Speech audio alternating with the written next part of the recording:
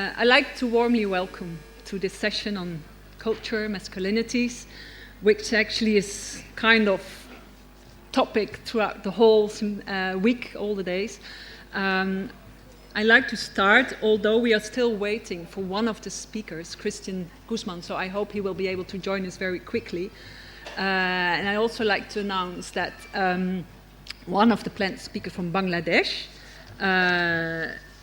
Mr. Imtiaz Shaki, didn't manage to come here because of his visa problems. So I like to apologize for his absence. Instead of Imtiaz, Mr. Samji Sravastar was most willing to join the debate on culture masculinities. Let me start to give you a very brief opening, introduction. The objective of the study of the session is very much to look at masculinities and how the changing environment, it's true, it's very difficult to read, like urbanization, changing family forms and norms, laws, etc., are affecting masculinities. And I'd like to take you back 1 minute to the plenary session yesterday morning, where Nivedita Menon was describing to us the impact of the global political economy. And actually what she was pointing out, that this same political economy is very much producing each and every time new notions of masculinities and femininities. Some are harmful, some are empowering. Well, at least it shows that culture is not a fixed thing. It's constantly changing. And if so, how do we then define culture as it's constantly changing? Well, today we have, right now we have the opportunity to listen to a couple of stories, very much contextualized. The presenters will take us to various parts of the world and to look within a certain context what change is doing with perceptions of masculinity. And one thing I can already share with you, the complexity comes out very clearly. And I think that's a very nice food for further debate after the presentation. I'd like to propose to first listen to the 3 presentations, hopefully 4, and then open the debate for further questioning and debate. Thank you. Please, Srimati Basu. She's linked to the University of Kentucky in the USA, but doing research in India. And she will take us to a community where men start grouping around men's rights issues. Please, Srimati, the floor is yours, and I would like to ask you to give a brief introduction of yourself before starting the presentation.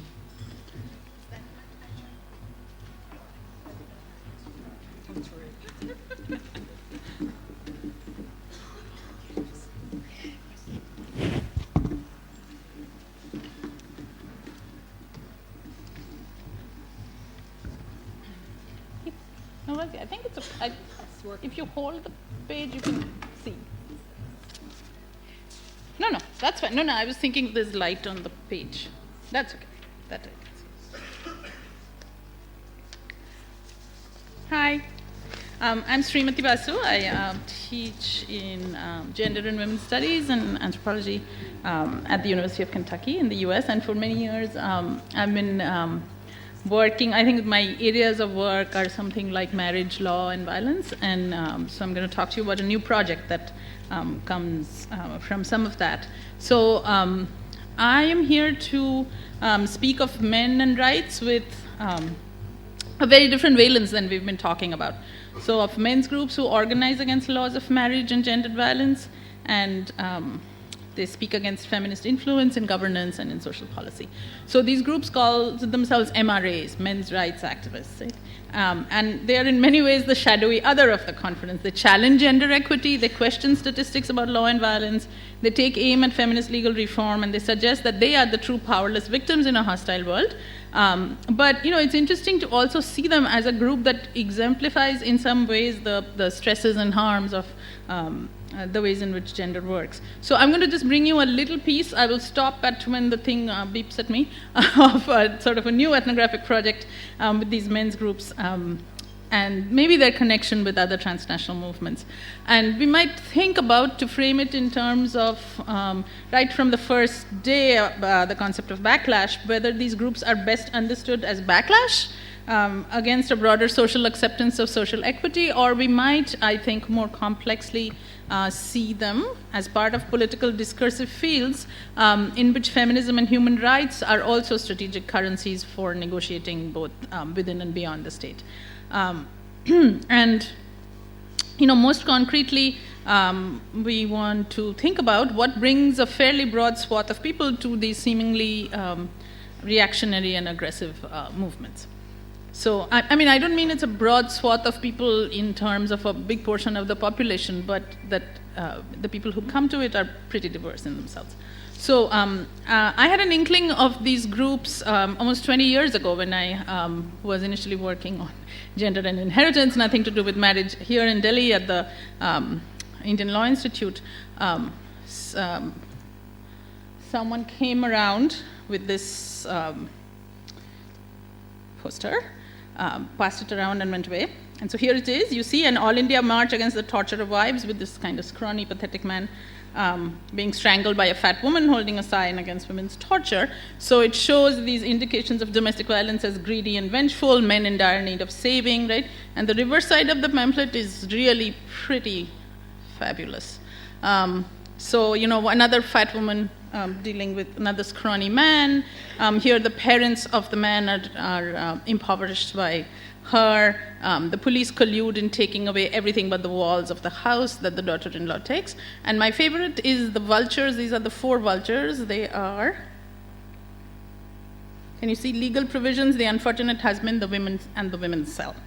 So in these documents, I had an early dose of Comrade, he's called Comrade R.P. Chug's campaign to prevent cruelty against husbands. He started the Akhil Bharatiya Patni Atyachar Virodhi Manch, or the All India Forum Against the Torture of Husbands. And its associated women's wing called the Mahila Rakshata Samiti, or the Society for the Protection of Women. And so these were the drumbeats of a kind of fledgling at that time men's movement in the late 80s, where they protested then mostly against laws of dowry, and later more on domestic violence.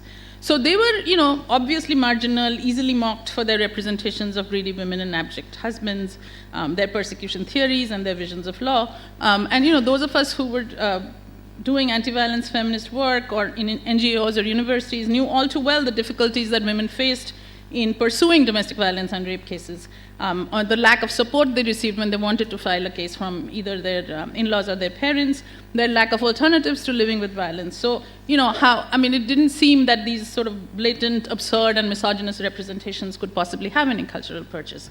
But in these 20 years, these kind of raggedy groups have become a well-organized and visible social movement.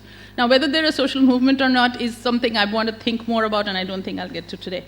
So they're geographically diffused within India. They are skillfully using social media, political lobbying. This is what some of the groups are called. Is that it might be too small for you to read. But it goes, Save India Family Foundation is the largest group. The one from Calcutta, I love the name of, Pirito Purush Poti Parishad, Harassed Men and Husbands Forum, Purusha Hakka Sanrakshan Samiti, or Committee to Protect Men's Rights from Bombay, etc. So you can see that they speak in the name of persecuted husbands. They reverse the idea of who is supposed to be violent. They champion notions of, they speak in the name of family and children, and they pit some women who are mothers-in-law against others who are wives. From their materials, this is an updated version of the poster with the, the feminist bloodsuckers. And I'll just show you a couple of, the visual material is really quite amazing, of the groups. And this one says, blame it all on men, feminism at its finest. And this says, has there been any insanity in my family? Yeah, my husband thinks he's the boss. So, I came to this as an anthropologist of law and gender and violence. I was following up on my work for some time on an ethnography of marriage and the legacies of legal reform projects in contemporary India.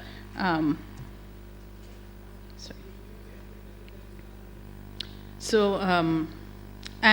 I looked at Nivedita Menon, who spoke yesterday, talked about,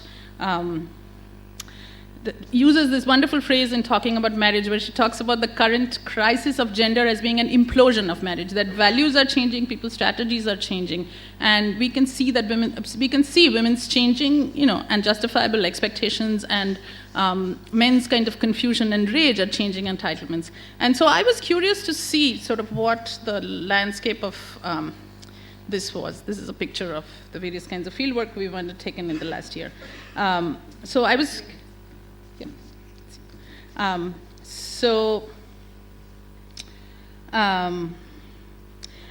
I was curious to see what's going on when hundreds of people are gathering somewhere every week, right? So I've been interviewing movement leaders, rank and file members. I've been, going to these various meetings. And so I'm just going to stipulate that most scholars have studied the work of such groups through their legal materials, through their cases, partly because they've not wanted to deal with them. And, having hung out a lot, I can tell you that, I totally understand feeling, occasionally frightened, sometimes disgusted, but very often actually not. I think I've felt, this may be my entire lack of sensitivity, but I thought that I often felt that people were also coming from places where they were telling stories. They were not maybe dangerous in the ways that we imagine these groups to be, certainly. But, but there's also an argument often made by movement folks that listening to these groups is equivalent to giving them space. But I think, both in terms of a feminist project, it seems important to find out what's going on, what's explaining the success of the movement. But also as an ethnographer, I feel, I can't just be a feminist mole. I'm sort of interested in portraying what the worldview is. So,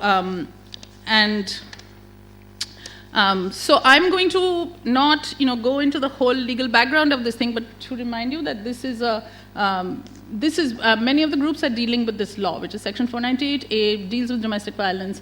This is the sort of men's group's representation of it, of women taking away the money. But the thing to remember about it is that their ire is directed against the fact that under this law, you can have not just husbands, but mothers-in-law, fathers-in-law, brothers-in-law, sisters-in-law arrested, and sometimes are in those cases. And also that sometimes many of these men find themselves facing 8 or 10 legal cases in different kinds of courts in different kinds of the country. So it is sort of the legal pluralism that they object to as much as anything else. And so the Domestic Violence Act, passed more recently, was seen to be maybe a solution to that, but I have not found that it is seen in any different way. So in the remaining 2 minutes, or whatever, we started at 12, I just want to point out.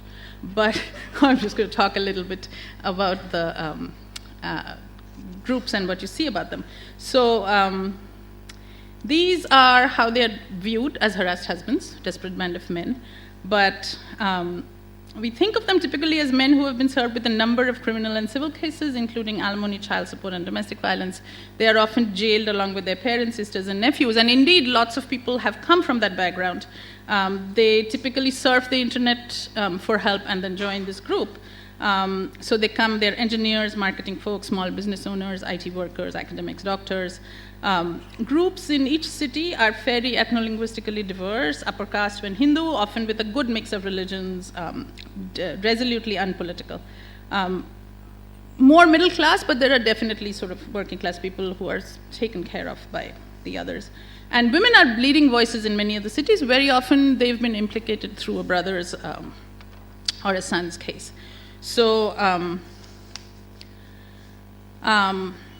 I just want to show you a couple of images of these weekly gatherings. This is from Lucknow, where they have adopted Lakshman as the movement leader, they say, because he's seen to have left his house and lived alone with his left his wife and moved to live alone for 14 years, etc. But so initially, let me just say, I see the thing is ringing. that initially I saw, I would see a lot of people who had these cases. I would see men living alone, bereft of kinship. Often they didn't have jobs. But soon I came to see that they had actually sort of, because people had been maybe shunned by their communities. We don't know, right? We don't know that these are batterers. We know that there are cases against them. Often they seem to be cases with, a fairly thin amount of evidence. I've looked at some kinds of cases.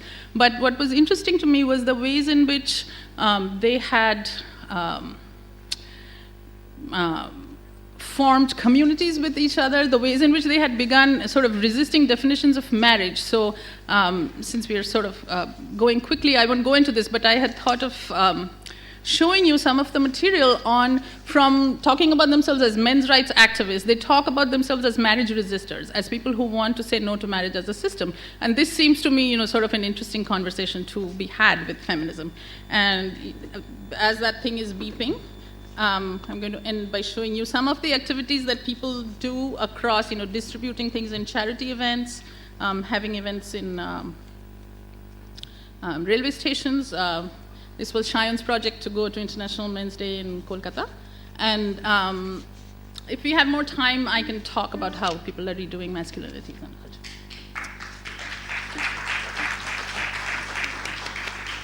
Thank you, Srimati, for putting quite a number of, whether you call it controversial or complex issues on the table, which are very much in line with women's rights, women's empowerment. We will have more time to discuss, I'm sure.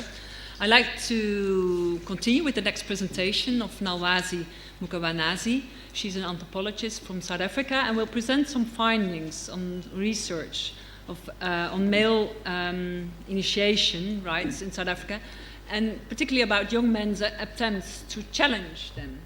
Please go ahead. The floor is yours. Thank you. I'm just going to shut this. I'd like to begin by thanking the organizers for inviting me. And I'd like to say that my name is Nolwazi Mkhwanazi, and I'm an anthropology lecturer at Wits University. For the last 15 years, my work has been on looking at youth, gender, and reproductive health in South Africa. So in my research and in my writing, I have been interested in experiences of young people. In particular, I've been interested in experiences of young women, teenage mothers more specifically. In writing about young mothers, I can't ignore the absence or presence of men. I also can't ignore the values and the particular norms which are dominant in their contexts. And also I need to take cognizance of the particular structural constraints under which young people live. So instead of talking about women, today I actually want to talk about young men. And specifically, I want to talk about what teenage pregnancy taught me about local cultural ideas about masculinity among a particular marginalized group of poor Black South Africans who identify themselves as amaXhosa. So let me begin by making a generalization, and that is that among Xhosa-speaking people, to become a man, a boy has to undergo initiation. And this initiation has to happen in the bush. So in South Africa, every June and July, and every December and January, throngs of Xhosa boys between the ages of 15 and 25 years old attend these initiation schools. So while the practices vary from school to school, the initiation rites actually involve circumcision and the exclusion of the boys for up to 4 weeks. And during the initiation, the boys are taught their particular roles and responsibilities as men. Their strength and endurance is also tested, and the boys are told to avoid contact with women, and they're forbidden to access any kind of biomedical assistance, including visiting a hospital. So the point I want to make really is that male initiation rites are strictly the preserve of men, and they're quite secretive. So once a boy goes through initiation, he becomes a man. And as a man, he can command respect, he can marry, acquire property, perform rituals, partake in decision-making in the household and in the community, and he can become an ancestor when he dies. So for the majority of boys, this transition from boyhood to manhood is relatively straightforward. However, for some boys, this transition actually ends up in mutilated and amputated genitalia, and in some cases, it ends up in death. For much of the 20th century, initiation schools have actually remained under the radar of the law, and they haven't elicited much public concern. However, in the 21st century, there have been a rise in the number of initiation schools, and there's also been a rise in the attention that's being paid to the increasing casualties of initiation. The new schools, some of which are named after war-torn countries, and they have names such as Afghanistan, Beirut, Rwanda, Kuwait, are often run by practitioners who have little or no training or experience. In the climate of abject poverty, initiation schools are for some a way to earn money. And as a result, some of the unregulated schools admit more initiates than they can adequately care for. And others actually impose particular brutal tests on the initiates, which include boys being starved, being abused, and being beaten. The widespread reporting of the abuses and deaths in initiation schools does not, however, deter some boys from actually going to the initiation schools because they determined to become men. In rural areas, it has been reported that boys as young as 10 years old run away from home in order to join these initiation schools. In urban areas, however, more and more boys are beginning to challenge the need to undergo initiation in order to become a man. They claim that in the cities, undergoing initiation is not enough, nor does it present a way for them to earn respect as a man. This resistance to initiation has not gone unnoticed, and it has, in some instances, led to boys being kidnapped, often with the consent of their parents, and they're taken to initiation schools by force. So in this talk, I actually want to comment on two interrelated aspects of this situation. The first has to do with the particular spotlight that has been shone on these secretive rights and the consequences that this has had. And I suggest that the reactions to the alteration of the rights reveal the critical importance of initiation rights in maintaining the particular gendered gerontocracy which forms the basis of course of social life. The second issue that I want to comment on is the not so straightforward relationship between ideas of being a man and responses to paternity.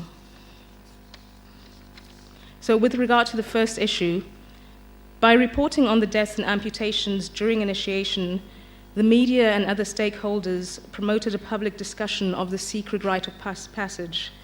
And one of the first organizations to take a stance against initiation rites was Planned Parenthood Association of South Africa, who labeled traditional male circumcision as a reproductive health issue.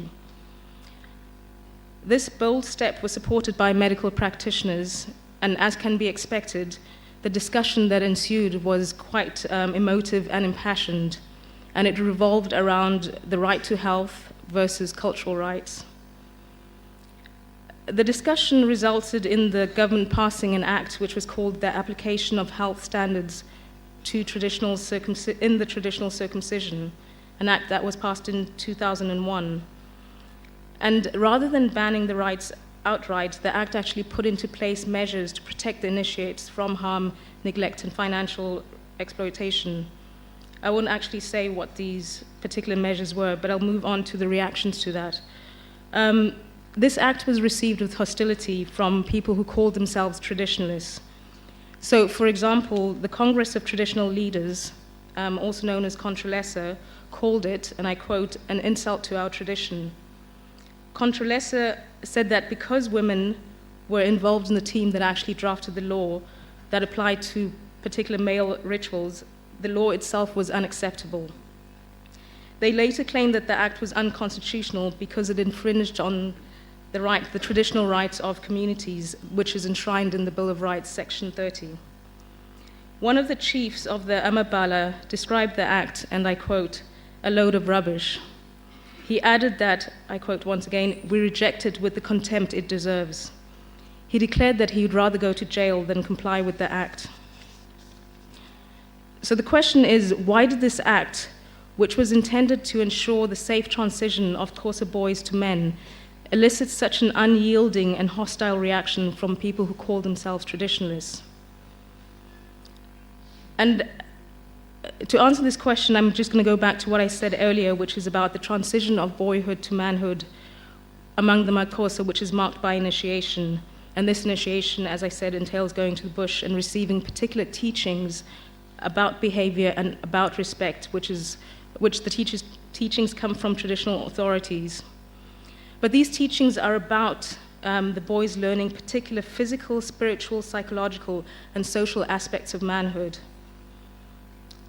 And speaking to people who've either undergone the rite, not specifically about what's in the rites, but about the purpose of the rite, the general consensus is that the rites actually go beyond the individual boy, and they place the boy within the wider context of the community. And if we think about this broader perspective of the purpose of initiation, it actually sheds light on the practices that sustain the rites, and specifically on the actual interrelatedness of the man and his family. And I guess the point that I want to make is that initiation is really about making a particular kind of man, and this man is connected to his family and to his community. And one can look at the rites as creating and upholding connections, vertical connections through the lineage, through ancestors, through elders, fathers, and mothers, and horizontal connections with other age mates who undergo the initiation at the same time. So initiation rites actually transmit values about particular social and gender hierarchy, about gender roles, about spaces and beliefs in spirits and ancestors by making these connections visible. So the point I want to make is really that initiation is a critical tool for maintaining and reproducing the gendered gerontocracy that places power in the hands of male elders. It is therefore important for the male elders that it is protected and that it appears immune to change. Therefore, by dictating that boys place their lives and bodies in the hands of older men, initiation reproduces the order in which youth have respect for the older generation, and it enables initiated men to expect obedience and respect from young men, from women, and from children. Yeah. So just very briefly, in terms of the second point, which is about the relationship between ideas of what is a man and responses to paternity, the young people who were increasingly not wanting to undergo initiation were pointing out that in their particular context, they were seeing that initiation was not enough for a man to be respected as a man, that there were other ways of becoming a man and of being respected as a man. And living in circumstances of poverty, these young people said that having money and being able to display this through acts of conspicuous consumption earned one the respect of a man of status. So in this alternative pathway of being respected as a man that involved conspicuous consumption, having many girlfriends was also respected. And this idea of what a man is had actual consequences for an early out-of-wedlock teenage pregnancy, which was experienced by many young women. Most young men rejected paternity, and this left the teenage mother and her own family to cope with childcare, often in an already overstretched budget. And it's interesting that when I look back on my research in 2001 and 2002, a common narrative was that young women's experience of pregnancy and motherhood was often, they spoke about it as being very difficult. And they spoke about their lives as young mothers as being very difficult. And they often told stories about how the genitor, the alleged father, would reject paternity outright. Almost a decade later, in 2013, the majority of mothers that I spoke to told me that fathers actually accepted paternity and they paid for childcare, or they paid, not quite childcare, but they paid damages. And many of them told me about fathers who actually wanted to have a relationship with their children, even if they were no longer in a relationship with the mother.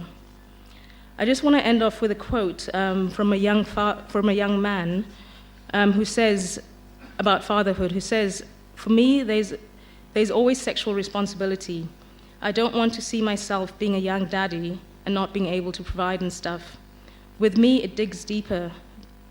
it digs deeper to be a dad, because I don't mean I wasn't fortunate, but I wasn't privileged to have that kind of lifestyle of having a father. My father, he was here, but he wasn't here. I want to see myself be a dad. I want to see myself be involved like how my sisters are with their children. And to end on a positive note, this trend that sees young men wanting to be involved in the care of children is a significant development in terms of teenage parenthood. And it's also good to know that it's not just a finding that's happening in my field site in Yanga East, but it's also been reported in other provinces in South Africa. Thank you very much, Mwazi. I think your presentation makes very clear the complexity in relation to the hierarchy of manhood with regard to initiation, but also giving some interesting information on different reactions among young men coming from rural and urban areas and the issue of fatherhood. Thank you very much.